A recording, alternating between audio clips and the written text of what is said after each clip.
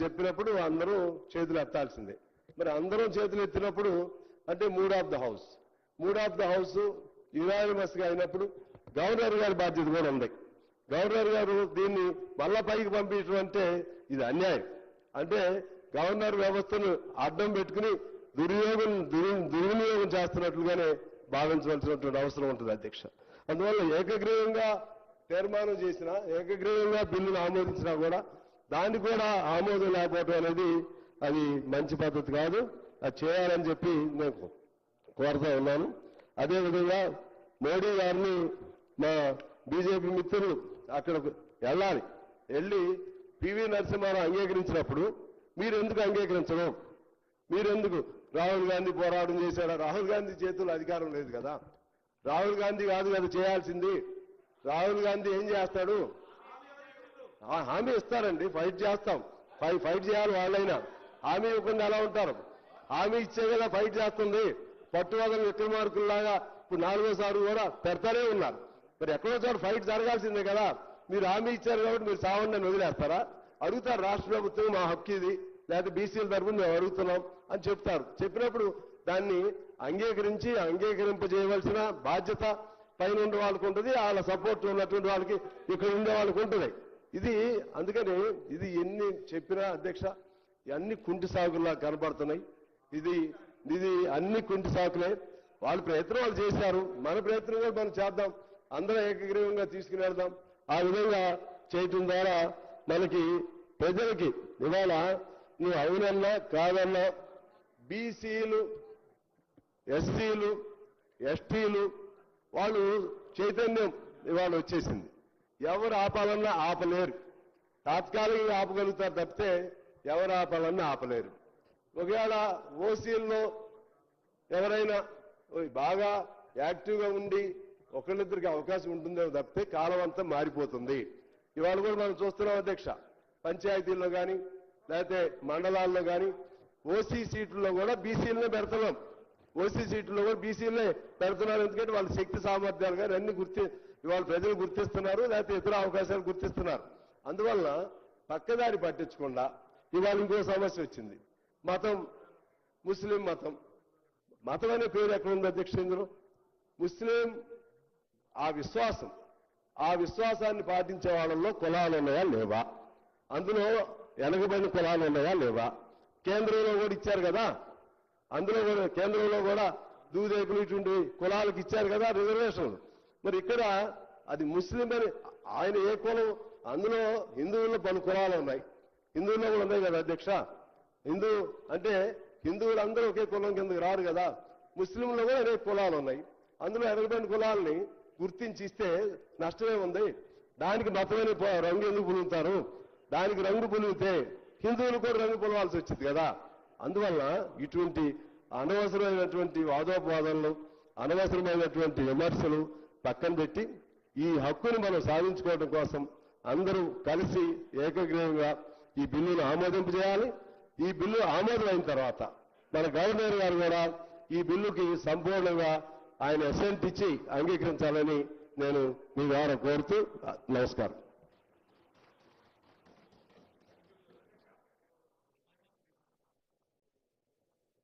అధ్యక్ష, ఇంతకుముందు కేటీ రామారావు గారు మాట్లాడుతూ బీసీ బిల్లులకు వ్యతిరేకంగా గతంలో గోపాల్ రెడ్డి అనే వ్యక్తి గౌరవ ముఖ్యమంత్రి గారు బంధువు కోర్టులో కేసు చేశారని చెప్పారు.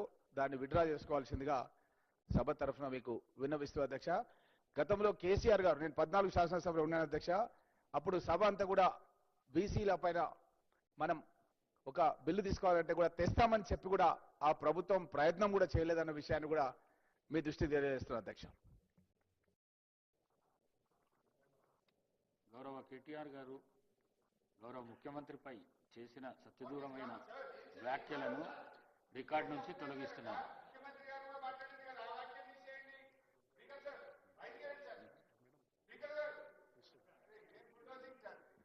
అధ్యక్ష, కేటీఆర్ గారు మాట్లాడుతూ ఇంకెన్నిసార్లు ఈ బిల్లులు పెడతారని మాట్లాడడం జరిగింది సార్. వాళ్ళు 2018లో తీసుకొచ్చినటువంటి పంచాయతీరాజ్ చట్టంలో 50% మాత్రమే రిజర్వేషన్ ఉండాలి అని, ఏ రాష్ట్రంలో కూడా చట్టాలు అట్లా లేవు సార్. సీలింగ్ క్యాప్ ఇక్కడ పెట్టడం జరిగింది కాబట్టి దాన్ని సవరించుట కోసం ఈరోజు సవరణ బిల్లు పెట్టడం జరిగింది సార్.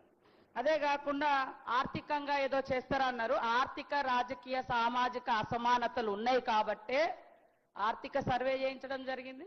తద్వారా ఉద్యోగ ఉపాధి అవకాశాలు కల్పించాలి, ఎడ్యుకేషన్ అవకాశాలు, తర్వాత వాళ్ళ జీవన ప్రమాణాలు పెరగాలి అనే ఉద్దేశంతో ఈరోజు ఈ సర్వేను కూడా చేయడం జరిగింది సార్. దాంట్లో 42% స్థానిక సంస్థలకు సంబంధించింది, తర్వాత ఎంప్లాయ్మెంట్ ఎడ్యుకేషన్కి సంబంధించింది కూడా ఉంది. ఆర్థిక అసమానతలు తొలగిపోవాలంటే ఉపాధి కూడా ఉండాలి సార్. అందుకోసం ఎకనామికల్ సర్వే కూడా చేయడం జరిగింది సార్. అదే కాకుండా ఆ రోజు 50% సీలింగ్ను మేము పెట్టలేదు, సుప్రీంకోర్టు పెట్టడం మూలంగా మేము అక్కడికి పరిమితమైన అన్నారు సార్. మేము ఈరోజు ఫైట్ చేస్తా ఉన్నాం. మరి మీరు ఆ రోజు ఆ కోర్టు తీర్పును సవాల్ చేస్తూ లేదా వేరే రకంగా ఎజిటేషన్ ఏమన్నా చేసినటువంటి దాఖలాలు ఉన్నాయంటే ఏది జరగలేదు సార్. కాబట్టి వాళ్ళ ఉద్దేశం ఎట్లున్నదంటే ఈ బిల్లు రాకూడదు అనేది మనసులో ఉంది, ఈ రిజర్వేషన్ జరగకూడదు అనేది. అందుకనే వాళ్ళు కనీసం కులగణనలో కూడా పాల్గొని వివరాలు ముఖాముఖి ఇవ్వలేకపోయినరు. మరి మేము అక్కడ ఉన్నే చూసుకోండి అంటే అందరు రాష్ట్రంలో ఉన్న వాళ్ళు అందరు అట్లనే చూసుకోండి అంటే కులగణన జరిగేదా సార్?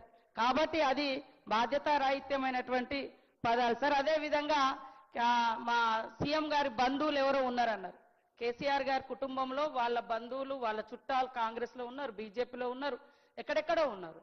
ఎవరో బంధువులు ఎక్కడో ఏదో చేసిరని దాన్ని పార్టీ సిద్ధాంతాలకు పార్టీ విధానాలకు అండగట్టడం ఇది సరైంది కాదు సార్. ఇది తప్పు.